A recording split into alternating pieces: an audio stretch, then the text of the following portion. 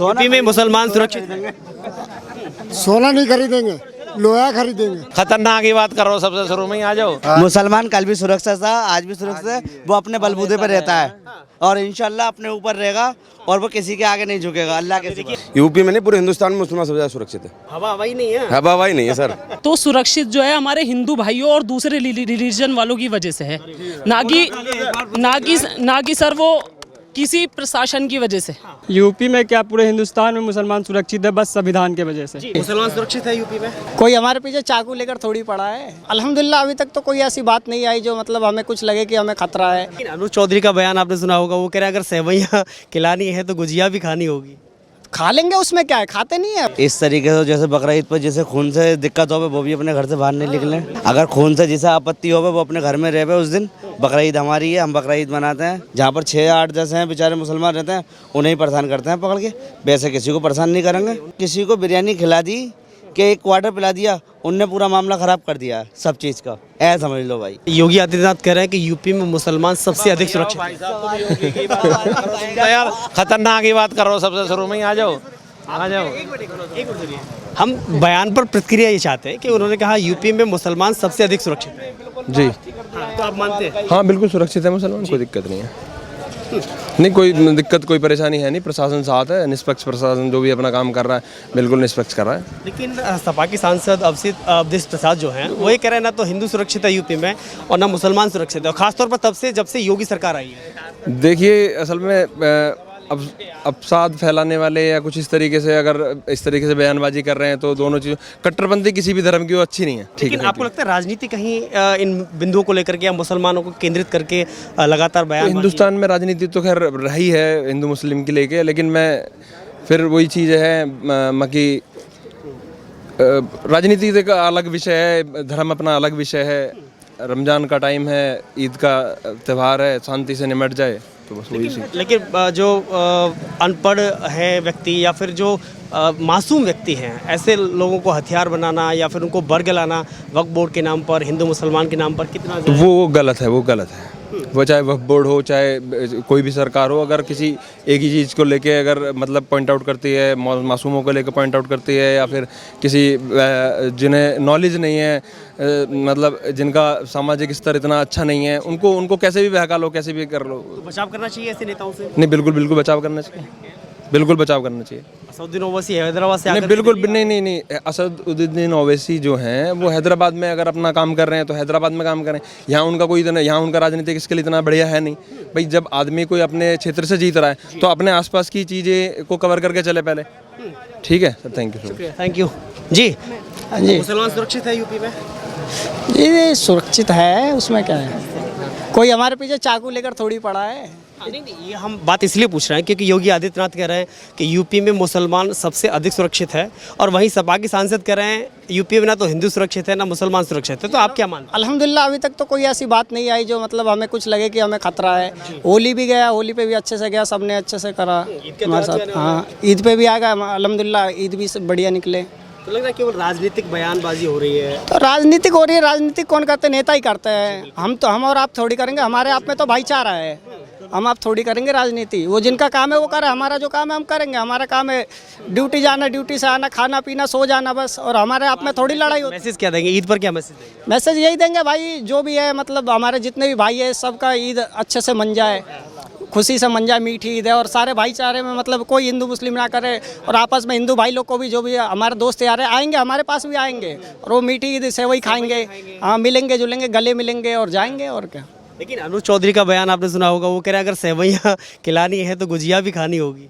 खा लेंगे, उसमें क्या है, खाते नहीं है। होली के त्यौहार पे हम होली भी खेलते हैं। हमारे साथ शब रात में हमारे दोस्त भाई लोग आते हैं, मस्जिद आते हैं, रात को नमाज हम लोग पढ़ते हैं तो हमारे साथ वो भी आते हैं, हमारे में कोई दिक्कत नहीं है ऐसा। इशू बहुत सारा उस बयान को लेकर के विवाद हुआ था जब उन्होंने कहा था कि भाई अगर किसी को रंग लगने से आपत्ति है तो वो घर से ना निकले हैं। तो उसके लिए ना निकले तो हम नहीं निकले थे, हम अपने नमाज के टाइम पे निकले, उसके बाद से हमें कोई दिक्कत नहीं हुआ। स्वागत किया? हाँ स्वागत किया। हाँ जी कुछ कहना चाहते तो इस तरीके से सर, मोहम्मद राशिद रजा, इस तरीके से जैसे बकरा ईद पर जैसे खून से दिक्कत हो वो भी अपने घर से बाहर नहीं निकले।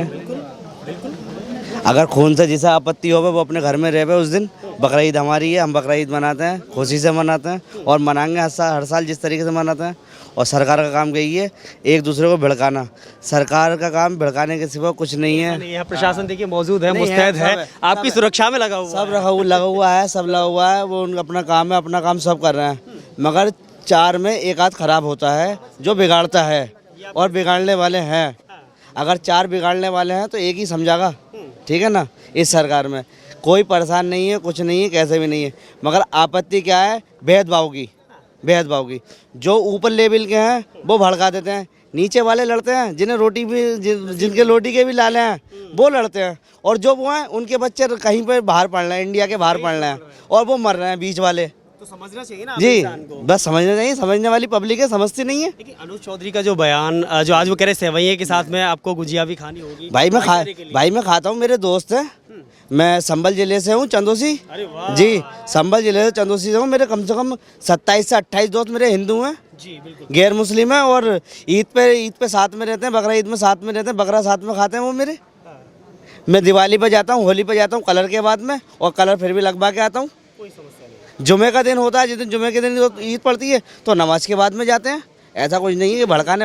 योगी आदित्यनाथ का जो बयान दिया कि यूपी में मुसलमान सबसे अधिक सुरक्षित है, इस बात से आप सहमत हैं? जी बिल्कुल सहमत हैं। जी, जहाँ पर 4-6 हैं वहीं पे वो परेशान करते हैं उन्हें।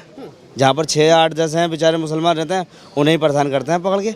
वैसे किसी को परेशान नहीं करेंगे। उनका ये भी कहना है कि अगर 100 हिंदुओं के बीच में 50 मुसलमान रह रहे हैं तो सुरक्षित हैं, और अगर 100 मुसलमानों के बीच में 50 हिंदू या 5 हिंदू रह रहे हैं तो वो सुरक्षित नहीं। आप मेरे मोहल्ले में आन के देखो फिर। माशाल्लाह, एक हमारी आंटी हैं, दीपक की अम्मी। आज कम से कम इतने बड़े होंगे 6-7 साल से, जब से वो उसी गली में है, और हम उनके घर पे पड़े रहते हैं। अगर वो कह दें तो हम मान लेंगे कि हाँ भाई कि हिंदू परेशान रहता है मुसलमान में। अब ये देख लो, एक ने मुसलमान ने एक मकान लिया था हिंदू मोहल्ले में, तो उन्होंने सबने बैनर लगा दिए बेचने के लिए कि मैं मुसलमान को मकान बेच दिया, हम सब अपने मकान बेच रहे हैं। मकान पे कौन? जी, मुरादाबाद से आउटसाइड में। मुझे गांव का नाम तो नहीं मालूम, क्योंकि इतने में घुसता नहीं। मैं अपने काम से काम मतलब रखता हूँ। इससे सांसद आपने अवधेश प्रसाद जी का नाम सुना होगा। वो ये कह रहे हैं यूपी में ना तो हिंदू सुरक्षित है ना मुसलमान सुरक्षित है जब से योगी सरकार आई है। भाई बराबर बोल रहे हैं, दोनों बराबर बोल रहे हैं। जो भी जिनने भी बोला, मुझे नाम तो नहीं मालूम, जो भी बोल रहे हैं बराबर बोल रहे हैं। कोई सुरक्षित नहीं है, मगर वो बेकार आदमी कर रहे हैं जो किसी को बिरयानी खिला दी कि एक क्वार्टर पिला दिया, उनने पूरा मामला ख़राब कर दिया सब चीज़ का। ऐसा समझ लो भाई। मुसलमान सुरक्षित है जी। मुसलमान कल भी सुरक्षित था, आज भी सुरक्षित है। वो अपने बलबूते पर रहता है, और इंशाल्लाह अपने ऊपर रहेगा, और वो किसी के आगे नहीं झुकेगा अल्लाह के। देखिए ऐसा नहीं कह सकते, प्रशासन देखिए यहाँ भी वो है उससे मतलब नहीं भाई, उससे मुझे मतलब, मैं गलत नहीं बोल रहा हूँ। सोना मत खरीदो, ना खरीदो। हाँ, यूपी में मुसलमान सुरक्षित है। सोना नहीं खरीदेंगे, लोहा खरीदेंगे। कैसे रहेंगे? ईद की बधाइयाँ पूरे हिंदुस्तान के लिए। जी, क्या नाम है सर आपका? मुजम्मिल। पूरे हिंदुस्तान के लिए हमारी तरफ से, मुसलमानों की तरफ से पूरे हिंदुस्तान के लिए ईद की बधाइयाँ।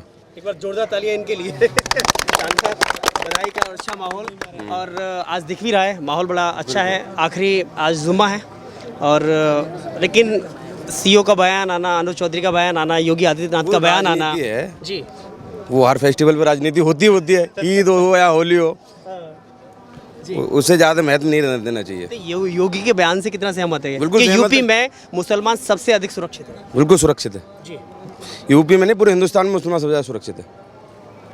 पूरी दुनिया सच्चाई है, हवाई नहीं है। हवाई नहीं है सर। देखिए असदुद्दीन ओवैसी आते हैं, हैदराबाद से आते हैं, या अलग अलग नेता हैं, या खासतौर पर नाम लेके बात करूं तो मैं सपा के सांसद अवधेश प्रसाद कहते हैं कि यूपी में ना हिंदू सुरक्षित है ना मुसलमान सुरक्षित है जब से योगी सरकार आई है।